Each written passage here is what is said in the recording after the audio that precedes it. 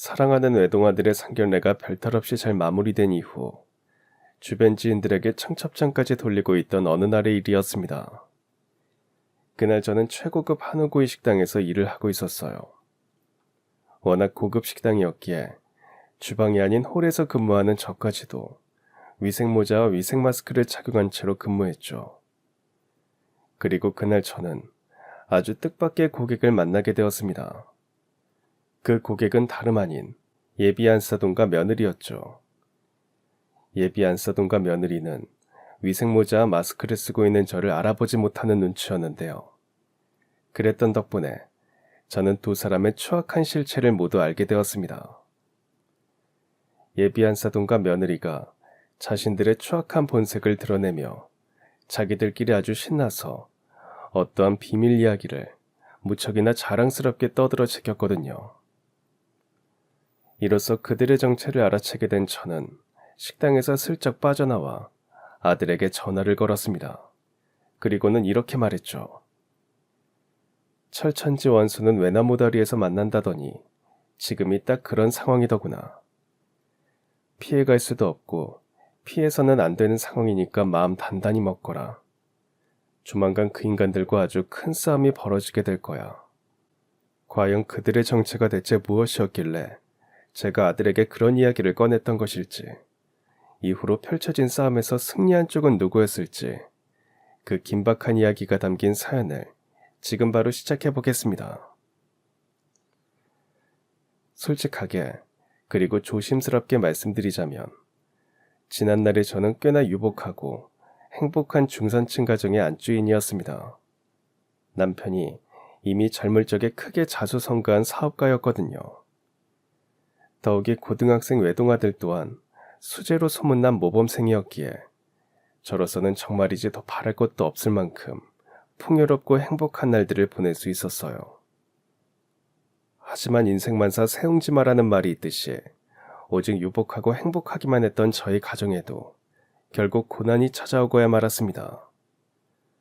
그 고난은 멀쩡히 웃으면서 출근했던 저희 남편이 난데없이 지금 경찰서에 있다면서 걸려온 전화 한 통으로부터 시작되었습니다. 갑자기 그게 무슨 소리야, 여보? 당신이 대체 무슨 일로 경찰서에 있다는 건데, 당신 혹시 무슨 사고라도 저지른 거야? 너무 걱정하지 마. 난 지금 피해자로서 진술을 하러 경찰서에 와 있을 뿐이지 내 잘못은 하늘의 맹세코 단 하나도 없으니까. 그게 실은 동업자 녀석이 회사 돈을 몽땅 빼돌려 놓고서는 그 길로 아주 작정하고 잠적을 타버린 모양이거든. 아무튼 경찰 쪽에 정식으로 수사 의뢰를 해놨으니까 일단 진정하고 결과를 기다려보자고. 그 몹쓸 녀석을 꼭 잡아주실 거야. 그치만 동업자가 아주 작정하고 잠적을 타버렸다면서 만에 하나라도 못 잡게 되면 어떻게 되는 건데? 회사 부도나는 거 아니야? 벌써부터 너무 걱정할 필요는 없어. 만약 빠른 시일 내에 그 녀석이 검거되지 않는다고 하더라도 내가 어떻게 해서든 우리 회사를 지켜낼 테니까. 네, 맞습니다. 당시 저희 가족에게 뿌려진 불행의 씨앗은 남편네 회사의 부도 위기였어요. 저희 남편 밑에서 일하던 동업자이자 재무이사가 회사 돈을 몽땅 빼돌려서 잠적을 해버렸거든요. 더욱이 문제였던 건 그 몹쓸 동업자가 빼돌린 회사 돈이 거래처에 지급할 납품대금이었다는 점이었습니다. 즉 빠른 시일 내에 동업자를 검거해서 빼돌려진 회사 돈을 환수하지 못한다면 남편의 회사는 거래처에 물건 대금을 지급하지 못하게 되고 그로 인해 회사 신용도에 큰 문제가 생겨서 정상적인 운영이 어려워질지도 모르는 상황이었던 거죠. 심지어 그 몹쓸 인간이 빼돌린 건 거기서 끝이 아니었습니다. 저희 남편의 회사 법인 명의로 여기저기서 거액의 돈을 빌린 다음에 그 돈까지도 모두 챙겨서 야반도주를 해버렸더라고요. 만약 몹쓸 동업자를 검거하지 못한다면 남편의 회사는 졸지에 그 빚까지 모두 떠안게 되고야 마는 상황이었습니다. 그야말로 절체절명의 위기였죠. 이에 저희 남편은 급전을 융통해서 당장 급한 운영자금을 확보하는 등 회사를 지키기 위한 최선의 노력을 모두 다 했습니다만 경찰분들께서는 그 몹쓸 동업자를 검거하는 일에 결국 실패하고야 말았습니다. 그 몹쓸 동업자가 너무나도 먼 곳으로 도망을 쳐버렸거든요. 용의자가 어느 지역에 머무르고 있는지는 확인이 되었지만 아무래도 체포는 불가능할 것 같습니다, 사장님. 그게 무슨 말씀이신가요, 형사님? 그 몹쓸 작자의 소재지를 파악했으면서도 체포할 수 없다는 게 저로서는 도저히 이해가 안 되는데요. 그게 실은 지금 용의자가 해외로 피신해 있는 상황이거든요. 만약 용의자가 도피 생활을 하고 있는 곳이 우리나라랑 범죄인 인도 조약을 체결한 국가라면 해당 국가의 경찰력을 통해서 우리나라로 연행할 수 있지만 하필이면 지금 용의자가 머무르고 있는 나라가 범죄인 인도 조약이 체결되지 않은 곳입니다. 그럼 이제 어떻게 되는 건가요? 이대로 억울하게 당하고만 있어야 한다는 건가요? 사실상 그것밖에는 방법이 없는 실정입니다. 현재로서는 수사를 중단할 수밖에 없는 상황이기도 하고요. 힘이 되어드리지 못해서 죄송합니다. 정말 이제 너무나도 막막한 상황이 아닐 수가 없었습니다. 그 몹쓸 인간이 어느 나라에서 도피 생활 중인지까지 확인이 되었지만 하필이면 그 나라가 우리나라와 범죄인 인도 협약을 맺고 있지 않은 국가라서 국내 송환이 불가능한 실정이었거든요.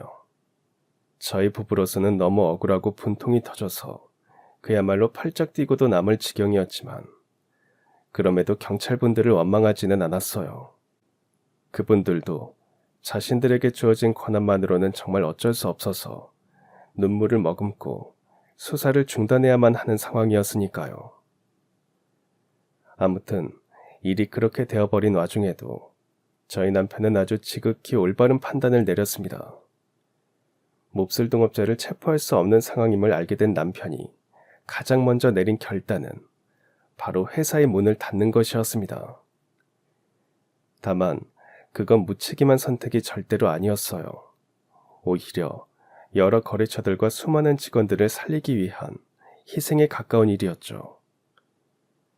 그때 저희 남편은 남아있는 회사 자산과 한평생 모아두었던 사유재산을 모두 처분해서 현금으로 만들었어요.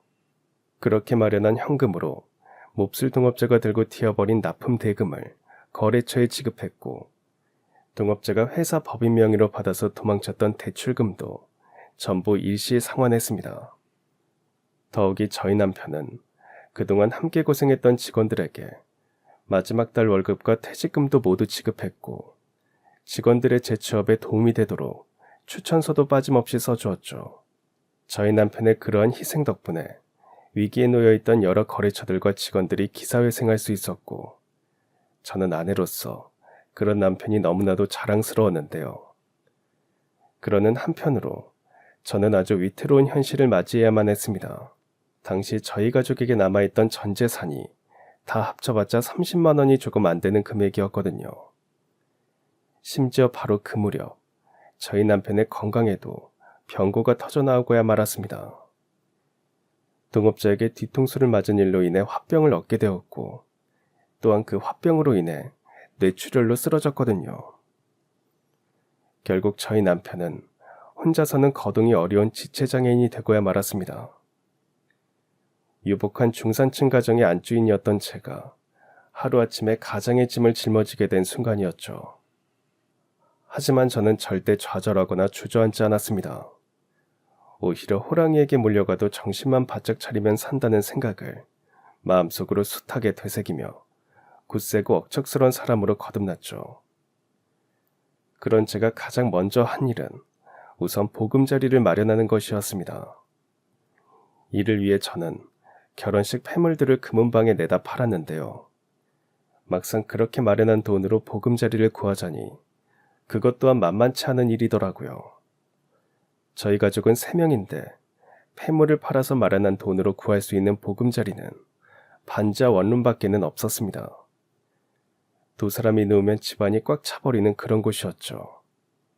하물며 저희 아들이라도 체구가 작은 어린아이였다면 비록 비좁은 원룸에서라도 어떻게 해서든 부대끼면서 살아볼 법도 했지만 당시 저희 아들은 고등학생이었을 뿐더러 그때 이미 키가 180cm를 훌쩍 넘긴 장신이었습니다.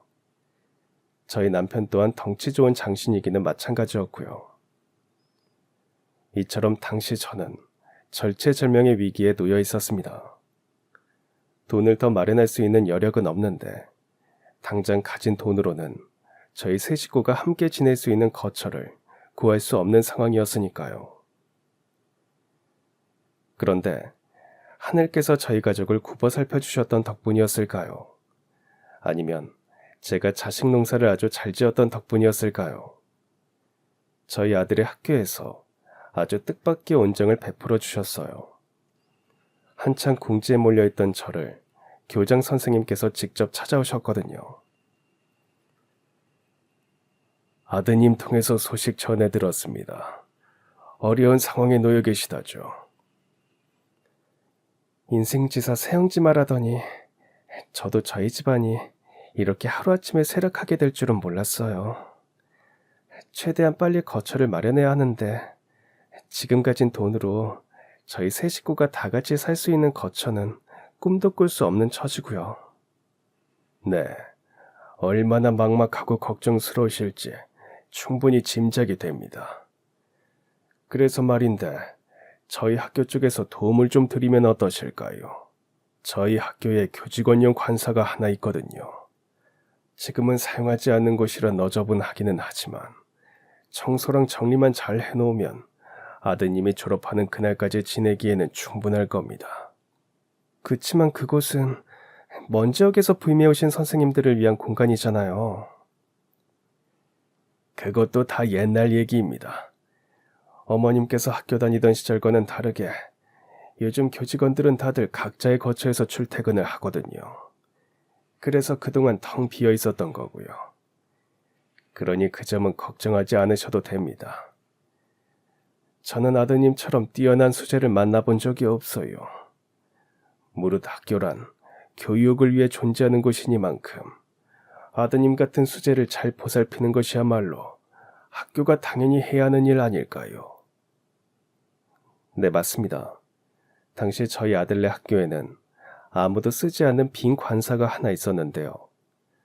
교장 선생님께서는 어려운 환경에 놓인 저희 아들을 위해서 그 관사를 선뜻 빌려주시기로 하셨어요. 주인 없이 빈 공간으로 계속 방치해두느니 차라리 모범생이자 수재인 저희 아들을 위해 기꺼이 문을 열어주신 거죠. 심지어 저희 아들이 관사로 들어가기 바로 전날에 여러 선생님들께서 한마음 한뜻으로 직접 깨끗하게 청소까지 다 해주셨더라고요. 그런 마음이 너무나도 감사했던 저는 결국 눈물을 떨구고야 말았습니다. 아무튼 이로써 한시름 덜게 된 저는 일전에 보아두었던 반지하 원룸의 월세로 들어가서 거동이 불편한 남편과 단둘이서 지내게 되었는데요. 참으로 감사한 일은 저희 아들을 관사에 머물게 해주신 것으로 끝이 아니었습니다. 일자리를 찾아다니던 저에게 아들네 학교 학부모의 회원님들께서 온종의 손길을 뻗어주셨거든요. 회원님들께서는 학부모의 회장 여사님을 통해서 저의 숨통을 틔워주셨죠. 일자리는 알아보셨어요? 알아보고는 있지만 생각처럼 쉽지가 않네요. 저희 남편이 혼자서는 거동이 많이 힘든 사람이잖아요. 그런 남편을 보살피면서 지내려면 언제 어떤 갑작스런 상황이 벌어질지도 모르고요. 그러다 보니까 이래저래 고민이 많아요. 아유, 하긴 생각해보면 그렇겠네요. 집에 계신 남편분한테 갑자기 무슨 일이라도 생기면 하던 일들을 다 제쳐두고 얼른 집으로 달려가야 할 텐데 그런 여사님을 직원으로 고용하고 싶어하는 사장님을 만나는 건 쉽지 않은 일이니까요.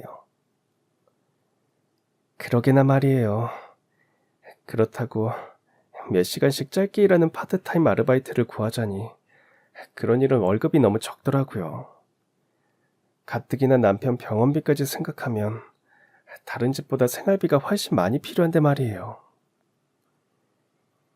그럼 이참에 학부모의 회원님들의 도움을 받아보는 건 어때요? 회원님들 중에는 자영업을 하시는 분들이 꽤나 많거든요. 다들 여사님 사정을 잘 알고 이미 도와드리기로 마음도 먹으셨으니까 이제 더는 혼자서 속 끓이지 마세요. 그렇게 저는 일자리 걱정을 떨쳐낼 수 있었습니다. 학부모님 회원님들 중 자영업을 하시는 분들께서 자신의 가게에 일자리를 마련해 주셨거든요. 그러는 한편으로 그분들께서는 저를 아주 많이 배려해 주셨습니다. 거동이 불편한 남편을 보살피면서 살아가야만 하는 저를 위해서 종일 근무가 아닌 파트타임 근무를 제안해 주셨으니까요. 덕분에 저는 생활비를 벌기 위해 열심히 일하는 한편으로 남편을 보살피는 일에도 능동적으로 대처할 수 있게 되었습니다. 집에 혼자 있던 남편에게 무슨 일이 생기면 언제든 급히 달려갈 수 있었거든요. 하물며 그분들께서는 저의 경제적 상황 또한 아주 크게 배려를 해주셨어요. 남편에게 들어가는 병원비로 인해 다른 집보다 훨씬 많은 생활비가 필요한 저를 위해서 급료 또한 다른 파트타임 근무자들에 비해 1.5배를 더 많이 계산해 주셨거든요. 식당을 운영하는 분들께서는 남은 식자재들을 저희 집으로 가져갈 수 있도록 배려도 해주셨고요. 물론 저 또한 그분들의 배려에 보답하기 위해 정말이지 최선을 다해 일했습니다. 이틀에 한 번꼴로 진상 손님에게 시달리면서도 얼굴의 웃음기를 끝끝내 잃지 않은 채로 최대한 친절하게 고객님들을 응대했죠. 그러다 보니 제가 일하는 가게들마다 꽤나 번창하기 시작했고 또 그럴 때마다 그분들께서는 저에게 보너스나 성과급을 따로 챙겨주시는 등 빠짐없이 보답을 해주셨어요. 이를테면 저와 학부모님들은 상부상조하는 관계였던 거죠. 다만 그렇게 열심히 일했음에도 불구하고 저희 집의 생활비는 늘 적자만 겨우 면할 정도였습니다. 지체장애인인 남편의 병원비와 생활비가 꽤나 많이 들어갔던 까닭이었습니다. 하지만 저는 전혀 힘들지 않았어요. 왜냐면 저에게는 모범생이자 수재일 뿐더러 효심 또한 깊은 아들이 있었으니까요. 평소 학교 간사에 머물며 학업에 최선을 다하던 저희 아들은 이따금씩 집에 들를 때마다 바로 이런 말로 엄마인 저에게 힘을 불어넣어 주었습니다. 혼자서 아버지를 보살피면서 지내느라 많이 힘드시죠? 당연히 해야 되는 일인데 뭐. 이제는 엄마가 우리 집의 가장이잖니. 엄마는 괜찮으니까 너무 신경 쓰지 말거라. 어떻게 신경을 안 쓸 수가 있겠어요. 어머니 힘들어하시는 모습이 제 눈에 뻔히 보이는데요. 아휴, 글쎄 괜한 걱정이라니까 그러네. 물론 힘들지 않은 건 아니지만 그래도 마음만큼은 너무 행복해. 모범생인 우리 아들 생각만 하면 없던 힘도 샘솟을 정도란다. 알죠. 엄마가 저 하나만 보고 사신다는 걸 제가 어떻게 모르겠어요. 그래서 말인데 엄마, 일단 이것부터 보세요. 이건 이번 모의고사 성적표네. 네 엄마, 이번 모의고사에서도 전국 상위 1%에 들었어요. 아유, 그래 장하다 우리 아들. 혼자 관사에서 지내면서 공부하느라 많이 힘들었을 텐데. 엄마가 뒷바라지를 잘 해주지 못해서 미안해. 오히려 그 반대요. 엄마가 제 성적표를 보고 행복해하실 모습을 생각하면 공부가 너무 즐겁고 재밌더라고요. 앞으로도 마찬가지일 거예요. 열심히 공부해서 엄마랑 아버지를 꼭 호강시켜 드릴 테니까 지금은 힘들어도 조금만 버텨주세요. 그런 말을 들을 때마다 저는 정말이지 세상 누구보다 행복한 사람이 된 것 같은 기분이었습니다. 한창 감수성 예민할 나이에 집안이 망해버렸고 또 그러는 바람에 학교 관사에서 얹혀 살게 되었으니 그만하면 충분히 세상을 원망하며 잘못된 길로 엇나가 버릴 법도 한데 그럼에도 저희 아들은 효심까지 깊은 모범생으로 아주 훌륭하게 잘 성장해주고 있었으니까요. 이처럼 제가 그 힘든 세월을 이를 악물고 이겨낼 수 있었던 단 하나의 이유이자 희망은 다름 아닌 사랑하는 아들이었습니다. 부모에게 있어서 가장 기쁜 일은 자식 농사를 잘 짓는 것일 테니까요. 물론 저는 훗날 아들이 자수성가를 하게 되더라도 자식 등에 업힌 채로 손이나 벌리면서 살고 싶은 생각은 추호도 없었습니다. 오히려 저와 남편의 삶은 반드시 제 손으로 꾸려나가겠노라며 거의 매일같이 다짐하고 또 다짐했는데요. 하지만 저는 결국 그때의 다짐을 내려놓게 되고야 말았습니다. 그 몹쓸 동업자로 인해 저희 가족의 삶이 하루아침에 몰락의 길을 걷게 된 그때로부터 약 10년 뒤의 일이었어요. 명문대를 졸업한 뒤 곧장 작은 회사를 창업해서 운영하던 저희 아들이 사전에 아무런 기뜸조차 없이 저를 데리고 어디론가 가더라고요. 여기는 신축 아파트 단지잖니. 근데 갑자기 여기는 왜 오자고 한 거야? 어머니랑 아버지께서 앞으로 한평생을 아주 평온하게 지내게 되실 새 보금자리거든요. 그리고 심지어 전세 아니고 자가예요. 제가 이 집을 전액 현금으로 매입했거든요. 뭐라고? 현금으로 이 집을 샀다고? 너 혹시 우리 식구끼리 떨어져 살았던 시간들이 한으로 남았던 거니? 그래서 이렇게 큰 무리수를 두게 된 거야? 그 시간들이 한으로 남은 것도 아니고 무리수를 둔 것도 절대로 아니니까 심려치 마세요. 어떻게 걱정을 안 할 수가 있어. 네가 아무리 회사 사장님이라고 하더라도 이렇게 비싼 집을 현금으로 매입할 수 있을 정도는 아니잖니. 물론 얼마 전까지는 그랬지만 지금은 아니에요. 실은 저희 회사가 주식시장에 상장을 했거든요.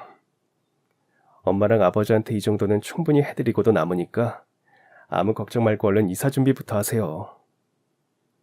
바로 그런 이유 덕분에 제가 아들에게 손을 벌리면서 살지 않겠다는 다짐을 내려놓게 된 것이었습니다.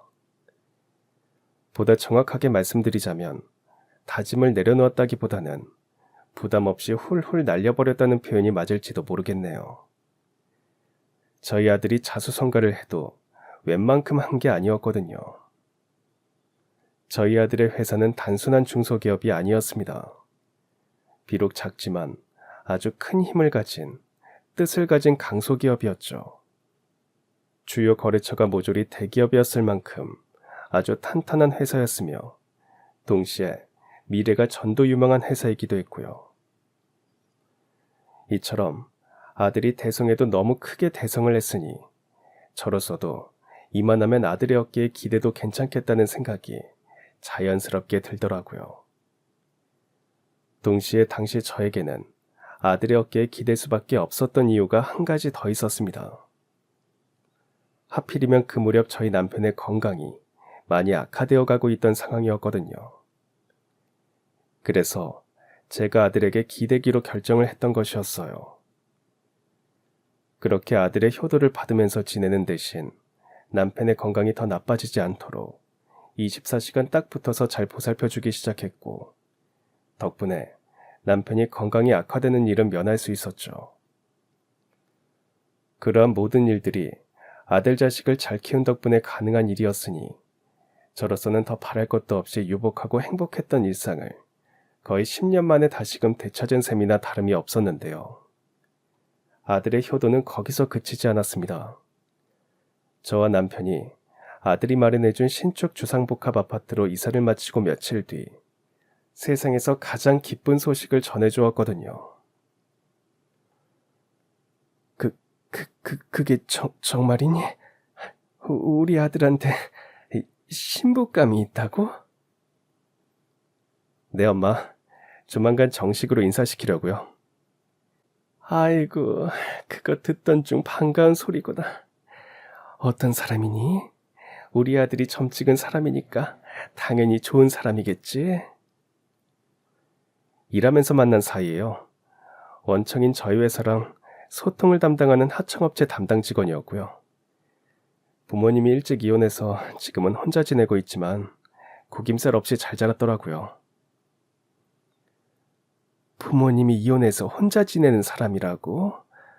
설마 부모님이 이혼하면서 둘 중 누구 하나도 자기 딸 자식을 건사하지 않았다는 거니? 그건 아니고요. 원래는 엄마랑 둘이서 지냈는데 예비 장모님께서 딸 자식을 다 키워놓은 다음에 외국으로 떠나게 되신 거래요. 이혼을 겪은 이후로 우리나라 사람들한테 엄청 실망을 하셨다고 들었어요. 그래서 딸 자식도 잘 키워놓았겠다. 우리나라에 더는 미련 없다면서 외국으로 떠나셨다더라고요. 그런 아들의 말을 들으며 저는 속으로 고개를 끄덕였습니다. 제 아무리 세상이 많이 변해서 이혼녀에 대한 사회적 시선이 많이 나아졌다고 한들 고지식한 사람들은 예나 지금이나 마찬가지일 테니까요. 그래서 저는 같은 여자로서 딸 자식을 다 키워놓고 외국으로 훌쩍 떠나버린 예비 안사돈의 심정을 조금은 이해할 수 있을 것 같았습니다. 고지식한 주변 사람들에게서 이혼녀라는 이유로 온갖 멸시를 당하면서 지냈다면 그런 사람들에게 정남이가 떨어진 나머지 먼 외국으로 이민을 떠나고 싶어지고도 남을 만한 일이었을 테니까요. 하물며 아들의 혼사에 있어서 제가 가장 중요하게 생각했던 건 예비 며느리의 배경 같은 것들이 절대로 아니었습니다. 제가 오직 중요하게 여겼던 단 한 가지는 다름 아닌 예비 며느리의 인성이었죠.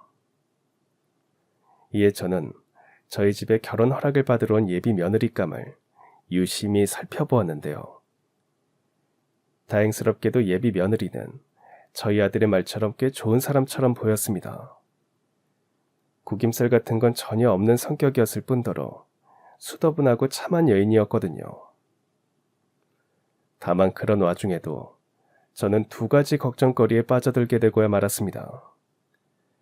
첫 번째 걱정거리는 상견례 문제였어요.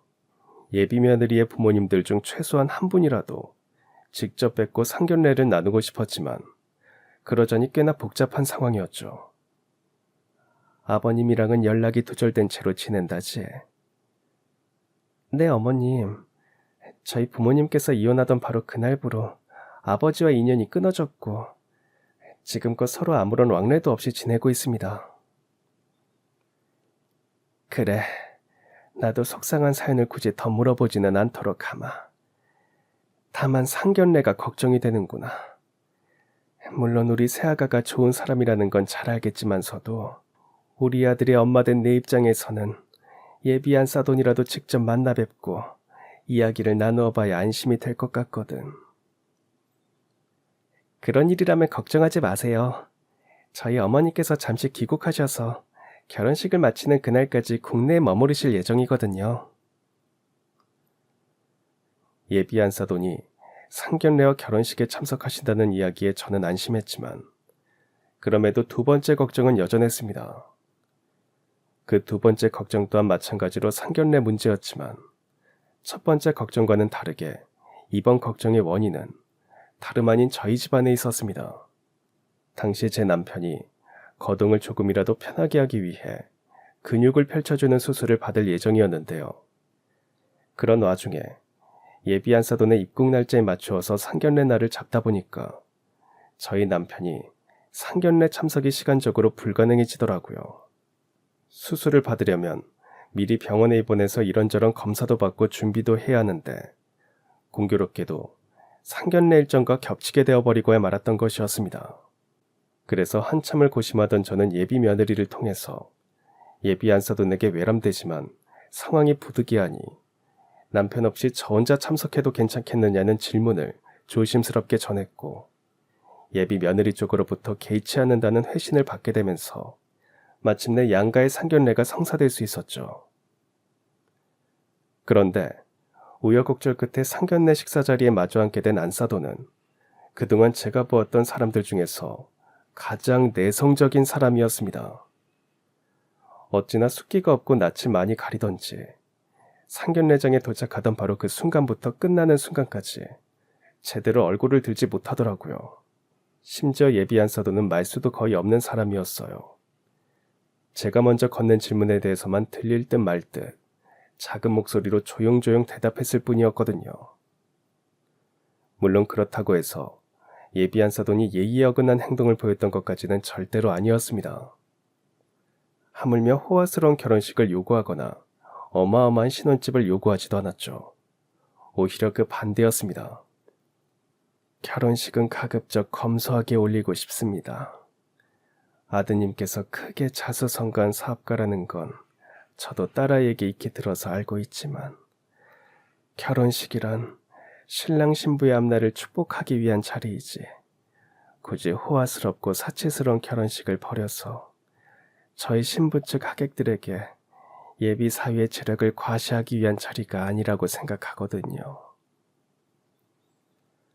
그런 예비 안사돈의 말에 저는 속으로 무릎을 탁 쳤습니다. 왜냐하면 당시 저희 쪽도 같은 생각을 하고 있었거든요.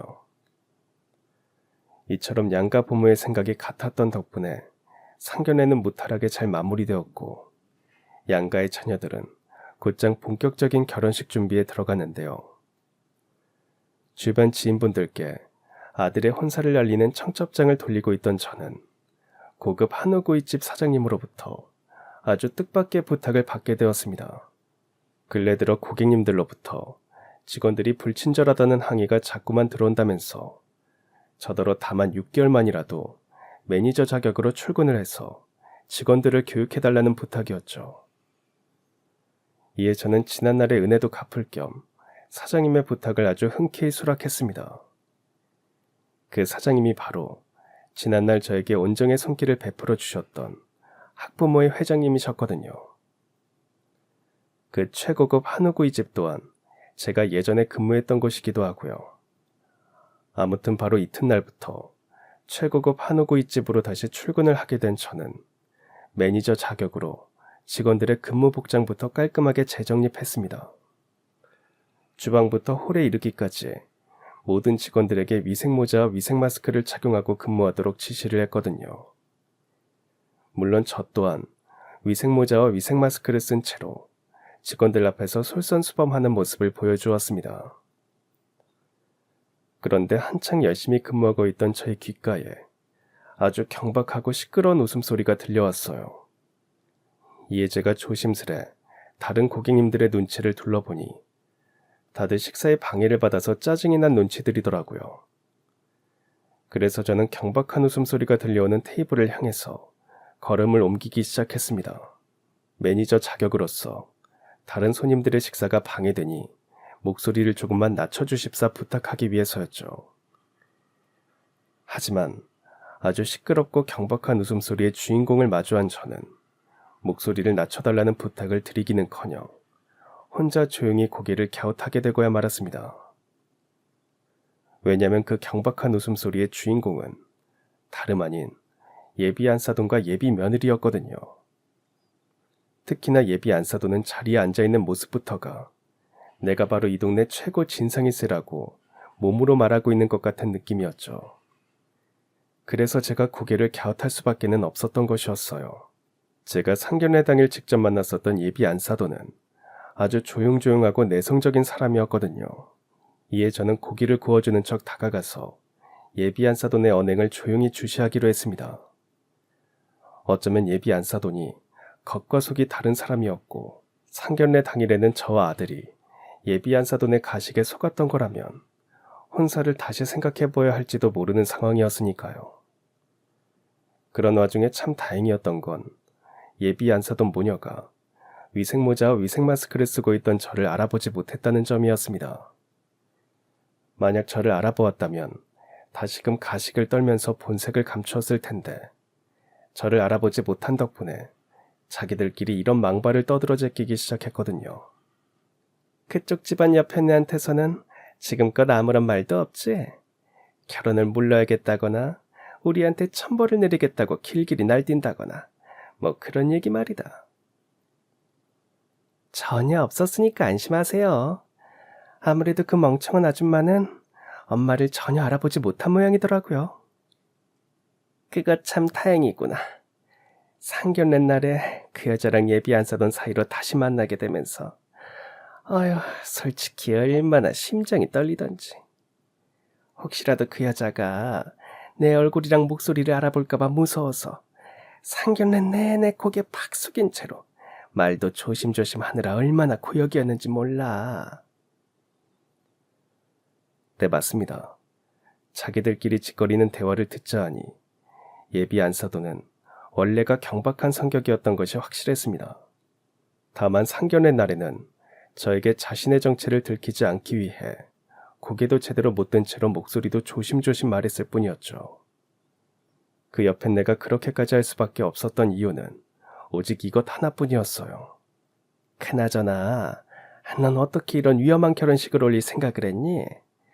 솔직하게 말하자면 그쪽 집안이 거지꼴이 된 이유가 다름 아닌 너희 아버지 때문이잖아.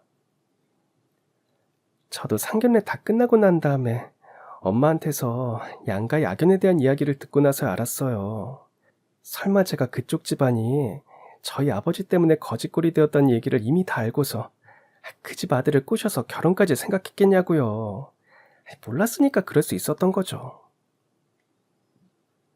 그제서야 저는 기억 속 깊은 곳에 남아있던 예비 안사돈, 아니 그 몹쓸 여편네의 진한 얼굴을 기억해냈습니다.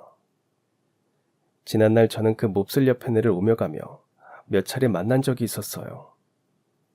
그 몹쓸 여편네는 지난날 저희 남편네 회사를 몰락하게 만든 바로 그 동업자의 아내였거든요. 비록 성형수술을 꽤나 많이 해서 이목구비가 조금은 달라져 있었지만 여전히 꽤나 많이 남아있는 본판은 영락없는 동업자의 안사람 얼굴이었습니다. 즉, 저와 그 몹쓸 여편네는 철천지 원수지간이었으며 10년이 지난 그제서야 예비 안사돈 사이로 다시 만나게 되었던 것이죠. 그래서 어떻게 됐냐고요? 당장에 그 몹쓸 여편네의 머리채를 죄다 잡아 뜯어버렸냐고요. 물론 저 또한 생각 같아서는 당장 그렇게 하고 싶었지만 일단 그 자리에서는 묵묵히 고기만 구우며 꾹 참았습니다. 제가 옆에서 듣고 있는 줄도 모르는 채로 계속 떠들어대는 몹쓸 모녀의 이야기가 너무나도 중요한 진실을 담고 있었기 때문이었죠. 아무튼 이제 어떻게 할 생각이야? 설마하니 그 집 아들놈이랑 한평생 부부로 살아가려는 건 아니지? 저도 그래서 재산분할 받을 자격이 갖춰질 때까지만 좋은 마누라 행세를 하려고요. 제대로 재산분할을 받으려면 부부로서 몇 년은 살아야 한다니까 제가 이혼할 때까지 엄마도 조심하세요. 행여라도 그 집 사람들한테 우리의 정체를 들켰다가는 그날로 끝장나는 거니까요. 아유, 당연하지. 결혼식 끝나면 곧장 출국해서 다시 돌아오지 않을 테니까 너무 걱정하지 말려무나. 맞다. 결혼식 하객은 어떻게 하실 생각이에요? 혹시 진짜 지인분들을 초대하실 생각은 아니죠? 으이그, 어른이 알아서 하객 아르바이트생으로 채울 테니까 굳이 신경 쓸 필요 없어. 진짜 지인들을 함부로 초대했다가 너희 아버지한테 뒤통수 맞았던 사람들한테 내가 국내에 있다는 소식이라도 전해지면 그것만큼 최악인 상황이 없잖니. 여하간 너도 그 집 아들이랑 부부로 살아가는 동안만큼은 잠꼬대도 조심해서 해야 돼. 잠결에 양가 야견에 대해서 잠꼬대를 한다거나 행여라도 너희 아빠랑 내가 사실 위장이혼이었다는 말이라도 흘리게 되면 그땐 진짜 골치 아파지니까 말이다. 하다하다 위장이혼 얘기까지 나오게 될 줄이야. 그놈의 집구석은 대체 어떻게 되어먹었길래 가족이 전부 그토록 추악한 악행을 저질러 놓고도 그걸 자랑스럽게 떠들어 제낄 수가 있는 건지. 한평생 평범한 삶을 살아온 저로서는 도무지 이해할 수가 없는 노릇이었고 그야말로 부하가 치밀어 오르는 심정이었습니다. 위장이혼 얘기는 대체 또 무슨 내용이길래 제가 그렇게까지 분노했냐고요. 그날 제가 그 몹쓸모녀의 수다를 통해서 직접 알게 된 내용과 이후 밝혀진 사실관계를 모두 종합해서 말씀드리자면 지난날 그 몹쓸 동업자로부터 뒤통수를 얻어맞은 피해자는 저희 남편 한 사람뿐만이 아니더라고요. 모든 진실은 약 10여 년 전 어느 날의 일로 거슬러 올라갑니다. 당시 그 몹쓸 동업자와 안사람은 협의 이혼 서류를 작성했어요. 몹쓸 동업자가 안사람에게 거액의 이혼 합의금을 지급한다는 내용의 이혼 서류였죠. 문제는 사실 두 사람은 진짜로 이혼할 생각이 추호도 없었다는 것이었습니다. 그럼에도 두 사람이 그러한 협의 이혼 서류를 작성한 이유는 단 하나, 결국에는 돈 때문이었습니다. 이혼 서류를 작성한 직후 몹쓸 동업자는 저희 남편의 회사 돈을 대규모로 빼돌렸을 뿐만 아니라 자신의 주변 지인들에게도 이런저런 명목으로 거액의 돈을 빌렸고 그로써 마련한 현금 전액을 안 사람에게 이혼 합의금 명목으로 지급했다고 합니다. 그렇게 하면 만에 하나라도 몹쓸 동업자가 체포되는 일이 발생한다고 하더라도 저희 남편을 포함한 피해자들에게 돈을 되돌려주는 일만큼은 생기지 않기 때문이었어요. 동업자와 안 사람은 이미 법적으로 이혼한 사이가 되는 만큼 안 사람은 이혼한 전 남편의 횡령 및 사기 피해자들에게 돈을 되돌려줄 법적인 의무가 없거든요.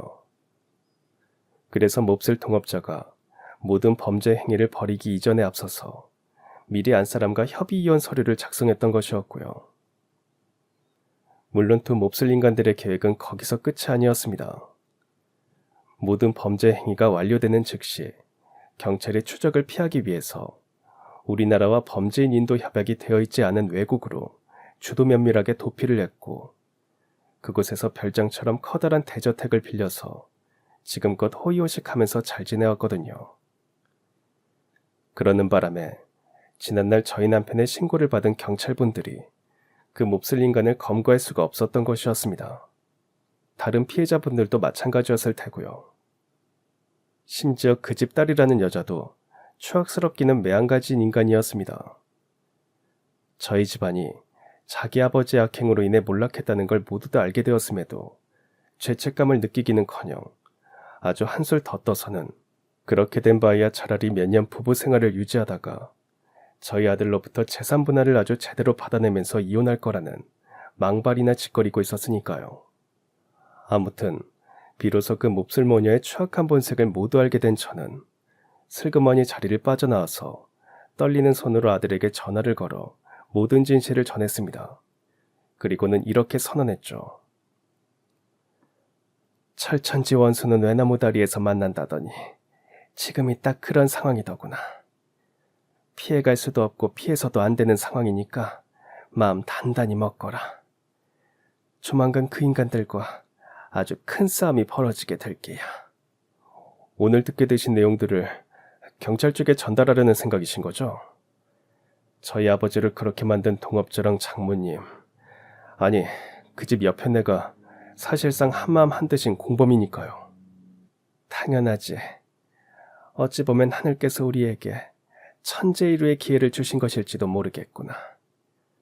그 인간이랑 공범인 옆에 내가 지금 우리나라에 있다는 건 손목에 쇠고랑을 채울 수도 있다는 말과 같은 뜻일 테니 말이다.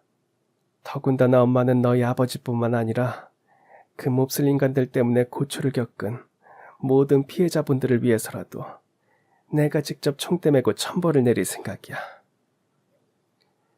뜻은 잘 알겠어요, 엄마. 그치만 너무 섣부르게 행동하는 건 아들로서 말리고 싶어요. 명확한 증거도 없이 함부로 행동했다가는 괜히 엄마만 웃음꼴이 될 수 있잖아요. 걱정 말거라. 지금 엄마의 가슴팍에 빼도 박도 못할 증거가 남아있으니 말이다. 맞습니다. 그때 제 가슴에는 그 몹쓸 인간들이 빼도 박도 못할 증거가 버젓이 남아있었어요. 물론 그건 단순히 비유적인 표현이 절대로 아니었습니다. 그날 제 가슴팍에는 일종의 개인용 블랙박스와도 같은 물건인 바디캠이 장착되어 있었거든요. 제가 그 최고급 한우구이집에 매니저로 출근을 하게 되면서 가장 처음에 추진한 일이 바로 모든 직원들의 동의를 받아서 전 직원들이 바디캠을 착용한 채로 근무하도록 하는 것이었습니다. 다만 이는 직원들의 근무 태도를 감시하려는 목적은 전혀 아니었어요. 오히려 진상 고객으로부터 직원들을 보호하기 위한 목적이었죠. 직원들에게 친절 교육을 진행하는 것만큼 진상들로부터 직원들을 보호하는 일 또한 무척이나 중요하니까요. 아무튼 문제의 그날도 저는 역시나 바디캠을 착용한 채로 근무를 하고 있었기에 그 몹쓸 인간들이 자랑스럽게 떠들어 제낀 자신들의 범죄 행각에 대한 이야기들이 바디캠의 메모리칩에 모두 촬영이 되어 있었고 당연히 저와 아들은 그 촬영본을 가지고 경찰서로 향했습니다. 하지만 처음 형사님께서는 제가 제출한 증거에 대해서 난색을 피하시더라고요. 아무래도 제출해 주신 내용만으로는 남편분께서 겪은 사건의 수사를 재개하거나 공범을 체포할 수는 없을 것 같습니다. 대화 당사자가 직접 참여하지 않는 녹음 파일이나 촬영본은 정당한 법적 증거로 인정되지 않거든요. 그러나 이 또한 저에게는 다 믿는 구석이 있었습니다. 물론 이 파일이 저희 남편이 당한 사건의 증거로 활용할 수 없다는 건 저도 잘 알고 있습니다. 하지만 이 파일을 제출하는 형태가 고발장이라면 어떨까요? 고깃집 사장님께서 가게를 운영하던 도중에 몹쓸 모녀가 떠들어져 낀 대화 내용에 대해서 알게 되었고, 그런 내용에 대해서 경찰에 수사를 의뢰하는 고발장을 제출하는 형태인 거죠. 네, 그렇다면 말이 되기는 합니다. 우리 대한민국 국민에게는 우연히 알게 된 타인의 범죄 행위에 대해 저희에게 고발함으로써 수사를 의뢰할 권리가 있으니까요. 저희 경찰에게는 접수받은 고발장을 성심성의껏 검토할 의무가 있고요. 더군다나 고발장과 함께 바디캠 촬영본이 제출된다면 충분히 정식 수사로 이어질 수가 있습니다. 그래서 제가 경찰서로 자신만만하게 찾아갈 수 있었던 것이었습니다. 비록 저희 남편이 겪은 사건에 대한 직접적인 증거로는 사용할 수 없을지언정 경찰분들께서 다른 피해자들의 사건에 대해서 정식 수사를 시작할 수 있는 일종의 명분이자 원동력은 충분히 제공할 수 있었거든요. 다른 상황의 예시를 들어서 보다 쉽게 설명드리자면 이런 식인 셈입니다. 카페 사장이 업무상 매장 내 CCTV를 확인하던 도중 어느 고객이 다른 테이블에 있는 고객의 지갑을 훔쳐가는 장면을 보게 될 경우 카페 사장은 그러한 범죄 행위가 벌어졌음을 고발장을 통해 경찰에게 알리게 되고, 경찰이 고발장의 내용과 제출된 CCTV 영상을 확인한 뒤 절도 혐의가 확인이 된다면 적법한 절차를 거쳐서 정식 수사를 시작하도록 되어 있어요. 그러한 형태의 수사를 전문 용어로 인지수사라고 하더라고요. 당시 제가 형사님께 들고 갔던 고깃집 사장님 명의로 작성된 고발장도 마찬가지의 형태였습니다. 고깃집 사장님께서 매장을 운영하던 도중 그 몹쓸 모녀 고객으로부터 범죄 소지가 너무나도 다분한 대화 내용을 알게 되었고, 이에 그러한 사실이 담긴 증거를 고발장의 형태로 제출함으로써 경찰분들에게 인지수사를 시작할 수 있도록 계기와 원동력을 제공했던 거죠. 그리고 마침내 저는 담당 형사님으로부터 이런 답변을 받을 수 있었습니다. 제출해주신 고발장의 내용과 촬영본의 내용을 모두 종합해보았을 때 다수의 범죄 혐의가 확인되었습니다. 조만간 정식 수사가 시작될 예정이고요. 그 전에 미리 앞서서 출국금지 조치를 진행할 예정이에요. 공범인 아내가 주범인 남편이 있는 외국으로 다시금 도피를 떠나기 전에 우선 출국금지 조치를 진행한 뒤 긴급 체포 형식으로 구속수사를 진행하도록 하겠습니다. 그런 이야기를 들으며 저와 아들은 서로를 얼싸안고 엉엉 눈물을 터뜨렸습니다. 저희 가정이 하루아침에 무너지게 된 이후 10년 만에 마침내 듣게 된 희소식이었으니까요. 마침내 그 몹쓸 인간들에게 천벌을 내리게 될 수 있게 된 순간이었으니까요.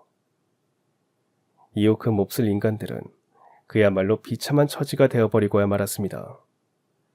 우선 예비 안사돈, 아니 그 몹쓸 여편네를 향한 체포영장이 발부되었어요.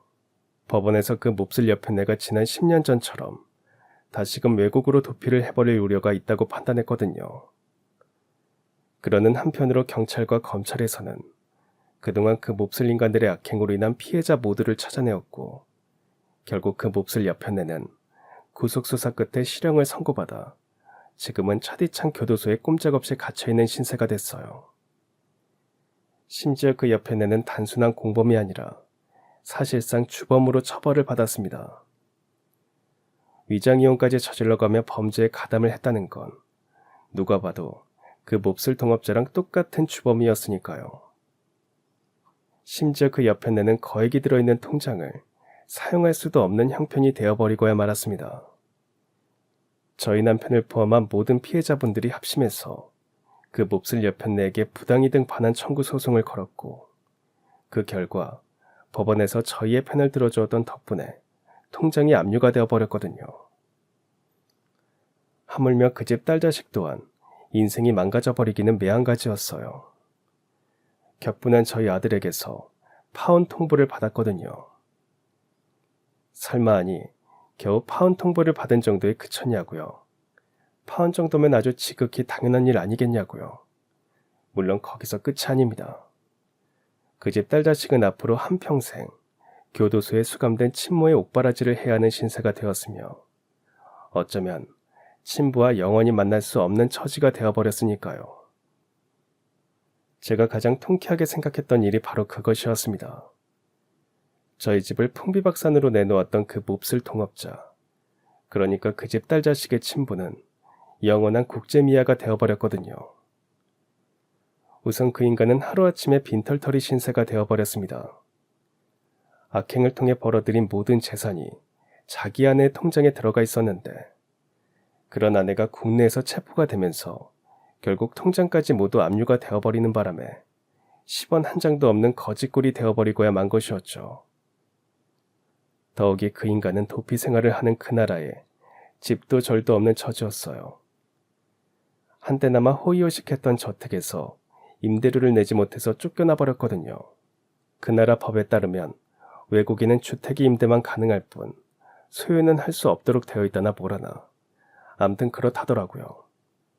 여하간 이처럼 그 몹쓸 인간은 빈털터리 노숙자 신세가 되었음에도 불구하고 차마 고국으로 돌아올 수 없는 처지입니다.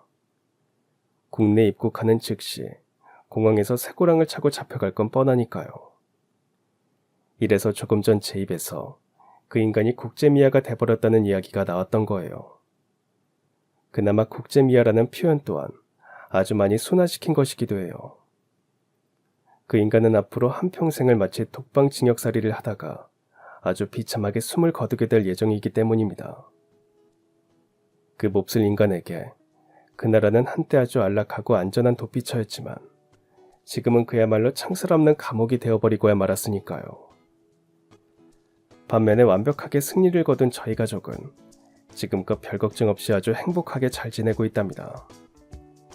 아들의 사업이 갈수록 승승장구하고 있으며 저희 남편 또한 보조기구를 활용하면 가벼운 동네 산책 정도는 혼자서도 충분히 가능할 만큼 건강을 많이 회복했거든요.